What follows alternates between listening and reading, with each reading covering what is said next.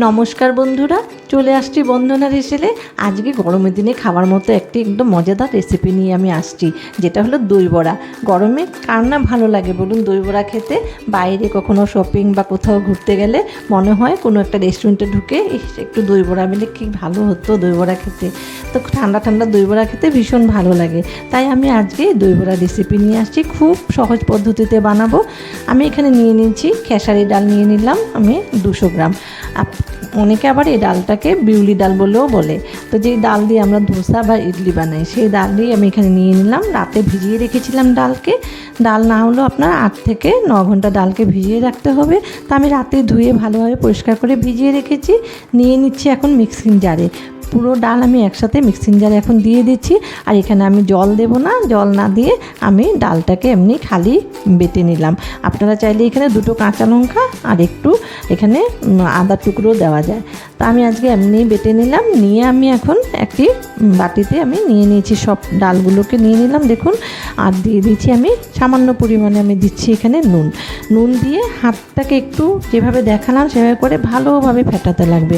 অনেকক্ষণ ফেটাবো। অনেকক্ষণ ফেটানোর পরে এরপর দেখুন আমি একটা বাটিতে জল নিয়েছি। এটা এখন হয়েছে কিনা ফেটানো সেটা দেখার জন্য দেখুন এরকম এক ফোঁটা বাটিতে দেওয়ার পরে যখন দেখবেন না ভেসে উঠছে ডালটা, তাহলে আপনার বুঝতে পারবো আমরা যে আমাদের ডাল হয়ে গেছে এখন ফেটানো।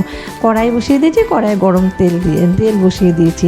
এখন দেখুন আমি কিন্তু সব কিছু একটু কম তেলে করার চেষ্টা করি। এখানে তেল বেশি দিলে তো বড়াগুলো আরও অনেকটাই ফুলে উঠবে। তা আমি যাকে অল্প তেলেই করছি, যেহেতু বাড়িতেই খাবো, তাই তেলের মধ্যে আমি এভাবে এক চামচ দিয়ে দিয়েছি, বা হাত দিয়েও দেওয়া যেতে পারে। এরকম করে আমি দিয়ে দিলাম। উপর থেকে একটু গরম তেল এভাবে তুলে প্রত্যেকটি বড়াকে দিয়ে দেবো, যেন উপরের থেকেও যেন বড়াটা একটু ভালোভাবে ভেতর অবধি যেন তেল যায় আর বড়াটা ভালোভাবে ভাজা হয়। দেখুন এখানে আমার বড়াগুলো এখন লাল হয়ে গেছে। বুঝতেই পারছি আমরা যে মানে নিচের পোর্শনটা লাল হয়ে গেছে। তাই এখন আমি বড়াগুলোকে এভাবে পাল্টে দিচ্ছি। এভাবে পাল্টে দিয়ে আবার একটু ভেজে নেব, যেন নিচের এখন যে দিকটা পাল্টালাম সেদিকটাও যেন এরকম কালার একটু গোল্ডেন কালার যেন হয়ে যায়। তো এইভাবে পাল্টে দিয়ে প্রত্যেকটি বড়াকে আমি এভাবে এখন তুলে নেব। একটি একটি করে বড়াকে এভাবে তুলে নিচ্ছি। খুবই সহজ পদ্ধতি দই বড়া বানানো, খুব বেশি কঠিন কাজ না। কিন্তু আমরা অনেকেই ভাবে যে কী জানি বাবা দই বড়া কী করে বানালো, কী করে হয়েছে এত ভালো রেসিপিটা। তাই বাড়িতে দেখুন এভাবে বানালে খুব সহজ পদ্ধতিতেই বানানো যায়। এই দেখুন আমার সব কয়টা বড়া আমি উঠিয়ে দিলাম। এখন আমি আবার বাকি বড়াগুলোকেও দিয়ে দিলাম।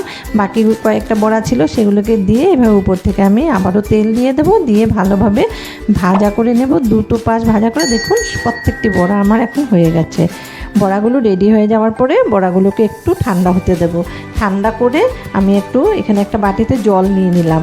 গরম বড়াগুলোকে কখনোই আমরা জলে দেবো না, একটু ঠান্ডা হওয়ার পর বড়াগুলোকে আমরা এভাবে জলে দিয়ে দেবো। জলে দিয়ে 5 মিনিটের মতো আমরা জলে ডুবিয়ে রাখবো। তো বড়াগুলো দেখুন 5 মিনিট হয়ে গেছে, একটু ফুলেও আসছে।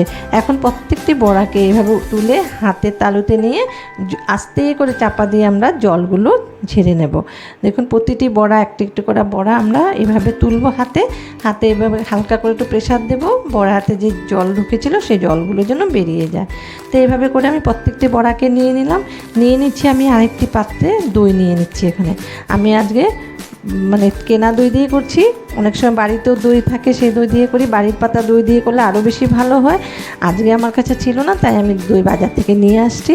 তো এই দেখুন আমি এখানে কিছুটা দই নিয়েছি। এখন দইয়ের মধ্যে আমি দিয়ে দেব স্বাদ মতো নুন দেব, আর দিয়ে দেবো আমি স্বাদ মতো চিনি। তো এই দই মানে চিনি আর নুন দিয়ে ভালোভাবে এখন দইকে আমরা ভালোভাবে ফেটাবো, একদম যেন স্মুথ একটা হয়। এখানে যেন কোনো মানে দানা ভাব না থাকে। ভালোভাবে ফেটিয়ে রেখে দিলাম। নিয়ে নিয়েছি প্লেটের মধ্যে বড়াগুলোকে এভাবে সাজিয়ে নিলাম।